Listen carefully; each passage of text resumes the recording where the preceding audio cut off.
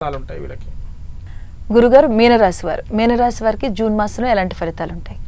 మీన రాశి వారికి ఏ విధంగా ఉండబోతుంది అని అంటే, పూర్వభాద్ర నక్షత్రం 4వ పాదం, ఉత్తరాభాద్ర నాలుగు పాదాలు, రేవతి నక్షత్రం 4 పాదాలు. ఈ జన్మంలో శని సంచారం చేస్తున్నాడు.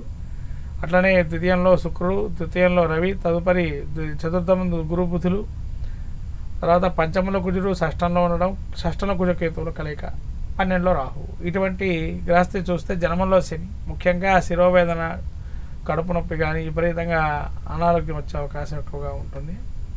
అట్లానే ద్వితీయంలో శుక్రుడు ఉన్నాడు కాబట్టి కుటుంబ వ్యవహారాల్లో కొంత అనుకూలంగా ఉంటుంది. వీళ్ళు చెప్పిందే వేదంగా భవించి ముందరికి ధనాదాయం బాగుంటుంది. అట్లానే విద్యార్థులు కుటుంబం కానీ ఏర్పడే అవకాశం ఉంటుంది.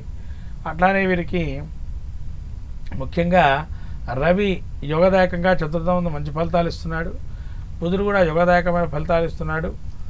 గురుడు చతుర్థం సంచారం అర్ధాష్టమ ఫలితాలు ఉన్నాయి కాబట్టి కొంత గురువు ప్రతికూలంగా ఉంటున్నాడు. కాబట్టి వీళ్ళకి కొంత గురువు యొక్క ఆరాధన చేయటం వల్ల మంచి ఫలితాలు ఉంటాయి.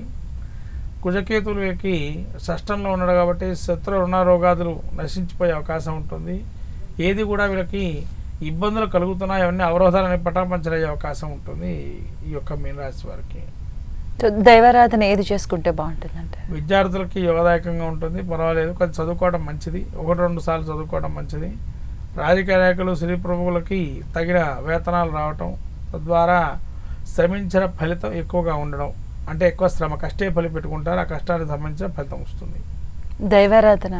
దైవారాధన ముఖ్యంగా వీళ్ళకి ఈ అమ్మవారి ఆరాధన చేస్తే మంచిది. నిమ్మకాయ దీపారాధన చేయటం, మంగళవారం రాహుకాల సమయంలో రాహుక్షేత్ర దర్శనం చేయటము, అట్లా దత్తాచరిత్ర పాలన చేసుకోవడం, దత్తాత్రేయ స్వామి గుడికి వెళ్ళటం, లాంటి చేయడం వల్ల మంచి ఫలితాలు ఉంటాయి.